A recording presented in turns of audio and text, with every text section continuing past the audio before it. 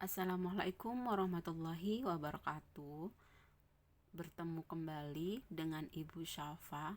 Untuk pertemuan 2 kali ini kita akan mempelajari bersama-sama mengenai materi dimensi pendidikan IPS. Ini sedikit banyak sudah Bu Syafa singgung ya di pertemuan 1 kemarin, tapi kita akan membahas lebih dalam lagi di pertemuan kedua ini.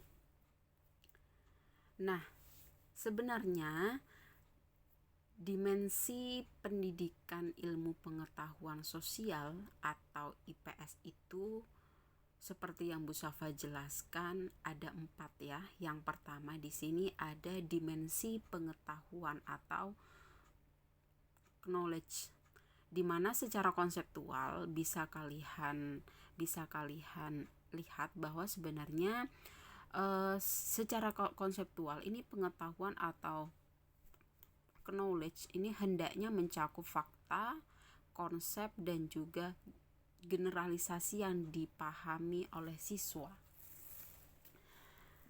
Dimana untuk pembelajaran IPS sendiri ini diharapkan siswa nanti bisa mengenal berbagai jenis fakta, khususnya yang terkait dengan kehidupannya. Jadi fakta-fakta tersebut ini merupakan satu kejadian khusus dari berbagai peristiwa atau benda yang pada akhirnya menjadi bahan mentah untuk menjadi observasi oleh ilmuwan pengetahuan sosial. Untuk itu, ini konsep dasar yang relevan yang sekiranya bisa dipelajari dalam mata pelajaran IPS ini. Untuk pembelajarannya ini bisa diambil ini terutama dari disiplin ilmu-ilmu sosial. Banyak sekali konsep yang terkait dengan lebih dari satu disiplin isu-isu sosial dan juga tema yang berasal dari banyak disiplin ilmu sosial. Konsep-konsep tersebut ini tergantung pula pada jenjang dan sekolah yang ditempuh oleh siswa. Misalnya contohnya konsep keluarga ini bisa diambil dari sejarah, antropologi, sosiologi, bahkan juga ekonomi. Demikian pula kita bisa mengajarkan kepada siswa mengenai konsep pariwisata. Ini bisa diperoleh siswa dari disiplin geografi, ada juga sosiologi, sejarah, bahkan juga politik. Nah, untuk generalisasi ini merupakan satu ungkapan atau pernyataan dari 2 atau lebih konsep yang saling terkait. Dengan demikian, untuk generalisasi ini mempunyai tingkat kompleksitas isi yang disesuaikan dengan tingkat perkembangan siswa. Jadi, kalau misalnya kita ingin mengajarkan materi IPS di setiap jenjang pendidikan baik SD maupun SMP itu pasti tentunya akan berbeda. Akan berbeda tingkat pengetahuan yang diajarkan. Demikian pula di setiap tingkatan kelas, ya meskipun sama-sama SMP, kalau kelas 10, 11 dan juga 12 itu juga pastinya akan berbeda. Nah, yang berikutnya ini untuk pengembangan konsep dan juga generalisasi ini merupakan proses mengorganisir dan memaknai sejumlah fakta dan cara hidup masyarakat, di mana merumuskan generalisasi dan mengembangkan konsep ini merupakan satu tujuan pembelajaran IPS yang harus dicapai oleh para siswa dengan bimbingan guru tentunya. Sehingga nantinya setiap manusia, dalam hal ini siswa, ini tentunya akan mempunyai kelebihan dan juga wawasan mengenai pengetahuan sosial yang berbeda-beda, baik yang berpikir sebatas lingkungan yang ada di sekitar mereka, ada juga yang berpendapat ini mencakup keyakinan-keyakinan sosial yang tentunya hal tersebut ini mencakup alasan yang sesuai dengan fakta, konsep baik generalisasi yang dipahami oleh individu ataupun siswa. Dan hal yang penting adalah fakta yang mana merupakan data yang spesifikasi tentang peristiwa, objek, orang, dan hal-hal yang terjadi yang harus dikenal terutama dalam kehidupan seharian siswa yang terjadi di dalam lingkungan sekitar. Gitu. Untuk konsep dasar yang relevan untuk pembelajaran IPS ini diambil terutama dari disiplin ilmu sosial. Itu, disiplin ilmu sosial. Dimana untuk disiplin ilmu sosial itu sendiri ini tergantung pada jenis dan kelas sekolah.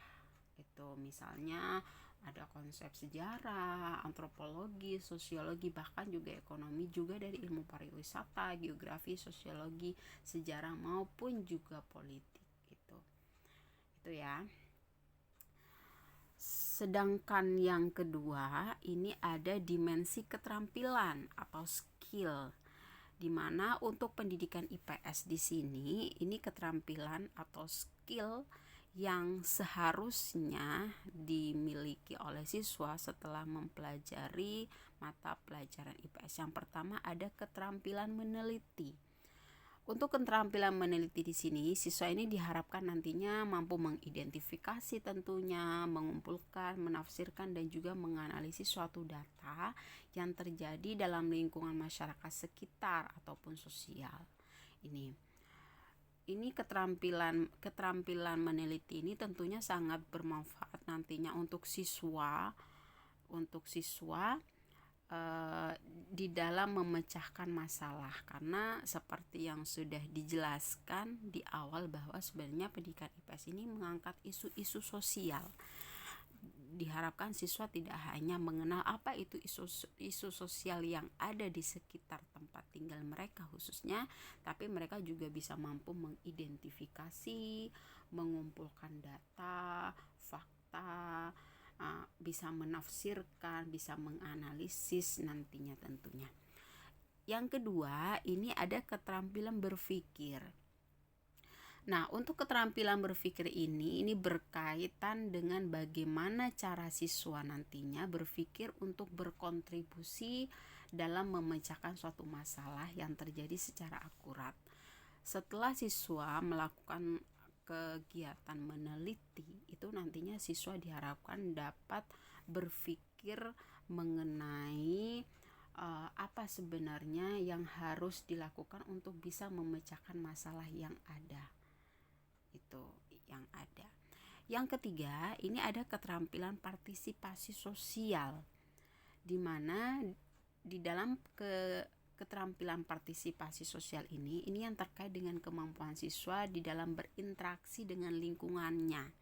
Itu karena ini adalah ilmu sosial, ini pastinya diharapkan siswa nantinya bisa berpartisipasi dengan lingkungan yang ada di sekitar tempat tinggal mereka khususnya. Siswa penting untuk diajarkan mengenai bagaimana berinteraksi dan juga bekerja sama dengan orang lain. Untuk itu, keahlian bekerja sama di sini, khususnya kerjasama dalam kelompok, ini sangat penting karena kehidupan bermasyarakat itu begitu banyak orang yang menggantungkan hidup melalui kelompok itu. Yang selanjutnya, yang terakhir ada keterampilan berkomunikasi. Ini yang terkait dengan keterampilan partisipasi sosial. Setelah siswa aktif berpartisipasi dalam kegiatan sosialnya, itu pastinya siswa dituntut untuk bisa mempunyai keterampilan berkomunikasi. Sehingga dengan komunikasi tersebut itu ini bisa setiap siswa ini bisa mengungkapkan pemahaman dan juga perasaannya secara jelas, efektif dan juga kreatif itu. Untuk keterampilan berkomunikasi ini bisa dilakukan secara tulis dan juga secara lisan, yang bisa dijadikan sebagai alat komunikasi. Untuk itu, guru di sini hendaknya bisa mendorong supaya siswa bisa mengungkapkan gagasan yang dimilikinya. Misalnya contohnya bentuk gagasan yang bisa dia ungkapkan ini bisa dalam bentuk film, ada juga drama, ada juga seni, suara, tari, dan juga lukis, ada pertunjukan, ada foto, bahkan dalam bentuk peta. Itu siswa juga hendaknya bisa dimotivasi oleh guru supaya menjadi pembicara dan juga pendengar yang baik.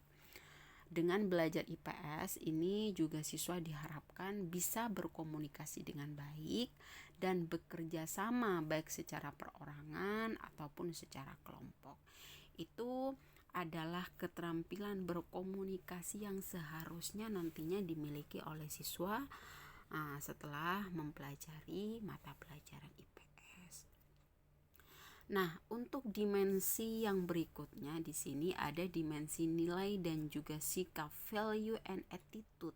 Ini yang sangat sulit sekali sebenarnya. Siswa tidak hanya dituntut mempunyai keterampilan pengetahuan, yang berikutnya ada keterampilan berpikir, keterampilan pengetahuan, dan juga dimensi keterampilan skill. Siswa juga diharapkan nantinya mempunyai dimensi nilai dan juga sikap. Itu dimensi pengetahuan, dimensi keterampilan atau skill. Yang ketiga di sini ada dimensi nilai dan sikap, value and attitude, di mana nilai tersebut itu ada nilai substantif, nilai yang dipegang teguh oleh seseorang dan merupakan hasil dari belajar, itu nilai substantif, di mana setiap orang itu pastinya mempunyai keyakinan atau pendapat yang berbeda-beda sesuai dengan keyakinan tentang suatu hal. Ini begitu halnya dengan siswa, itu pastinya mempunyai keyakinan yang berbeda-beda. Dengan kata lain, ini untuk siswa ini perlu mengetahui ada keragaman nilai di dalam masyarakat dan mereka perlu mengetahui isi nilai dan juga implikasi dari nilai tersebut. Untuk manfaat dari belajar nilai substantif di sini adalah siswa akan menyatakan bahwa dirinya ini memiliki nilai tertentu dan pastinya setiap siswa itu pastinya mempunyai nilai yang berbeda-beda, nilai substantifnya. Itu. Untuk yang berikutnya ada nilai prosedural. Ini untuk nilai prosedural ini perlu dilatih atau diajarkan kepada siswa. Antara lain misalnya ada nilai kemerdekaan, ada toleransi, kejujuran, menghormati kebenaran dan menghargai orang lain. Ini sangat sulit sekali ya sebenarnya ya, tapi perlu dilatih kepada siswa. Dengan adanya pembiasaan tertentu, ini nantinya siswa akan terbiasa. Untuk nilai kunci ini merupakan nilai yang menyokong masyarakat demokratis seperti toleran terhadap pendapat yang berbeda, menghargai bukti yang ada, kerjasama dan menghormati pribadi orang lain.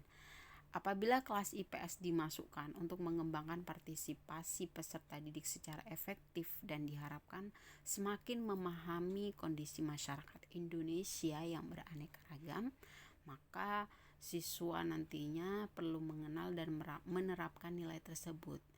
Untuk peran guru ini sangat besar sekali karena siswa diarahkan dan dilatih sesuai dengan langkah pembelajaran di kelas dan nilai proseduran. Di antaranya ada nilai kemerdekaan, toleransi, kejujuran, menghormati kebenaran dan pendapat orang lain. Itu bisa dilaksanakan ya, misalnya di dalam proses diskusi di kelas, gimana siswa diajarkan untuk bagaimana dia bisa menghormati pendapat dari temannya. Selanjutnya ada bisa bisa toleransi, bisa toleran terhadap aneka ragam pendapat yang dimiliki oleh teman-teman yang lainnya misalnya. Itu. Yang berikutnya ini adalah dimensi yang terakhir, ada dimensi tindakan atau action. Untuk tindakan ini dapat memungkinkan peserta didik menjadi peserta didik yang aktif sekali. Ini merupakan salah satu dimensi pendidikan IPS yang sangat penting sekali. Itu karena tidak mungkin dengan adanya tindakan ini peserta didik bisa nantinya belajar dengan aktif mengenai apa yang harus dia pelajari. Itu. Yang berikutnya, dengan mereka belajar dan juga berlatih secara konkret dan juga praktis, ini siswa pastinya nantinya akan mempunyai banyak sekali pengetahuan yang dia miliki nantinya, serta pengalaman yang tidak bisa mereka beli dengan apapun. Itu yang terpenting. Yang berikutnya, dengan belajar dari apa yang diketahui dan juga terpikirkan tentang isu sosial untuk dipecahkan sehingga jelas apa yang dilakukan dan bagaimana caranya, ini para peserta didik ini bisa belajar menjadi warga negara yang efektif di masyarakat. Ini sebenarnya sangat dituntut ya, adanya peran peserta didik pastinya untuk bisa aktif belajar, bisa menemukan, bisa mencari alternatif solusi mengenai apa yang menjadi permasalahan-permasalahan yang ada khususnya di tempat tinggal mereka. Itu untuk dimensi tindakan di sini, ini pastinya menganggap peserta didik adalah subjek dari subjek belajar. Dia yang harus bergerak aktif untuk bisa mencari sesuatu. Itu. Di pembelajaran IPS ini itu nantinya bisa membentuk individu yang memahami kehidupan sosialnya, baik dunia manusia, aktivitas dan interaksinya yang ditujukan untuk menghasilkan anggota masyarakat yang bebas, yang mempunyai rasa tanggung jawab untuk melestarikan, melanjutkan, memperluas nilai-nilai, ide-ide masyarakat bagi generasi di masa depan. Itu sebenarnya dari dimensi tindakan ini. Itu ada 4 dimensi di dalam pembelajaran IPS yang kita pelajari pada pertemuan kali ini. Selebihnya kalian juga silahkan melengkapi dengan materi yang relevan dengan materi yang kita pelajari. Demikian yang bisa Bu Safa sampaikan. Selebihnya silahkan bisa melengkapi ya dengan sumber-sumber yang lain. Terima kasih semuanya. Salam sehat selalu. Wassalamualaikum warahmatullahi wabarakatuh.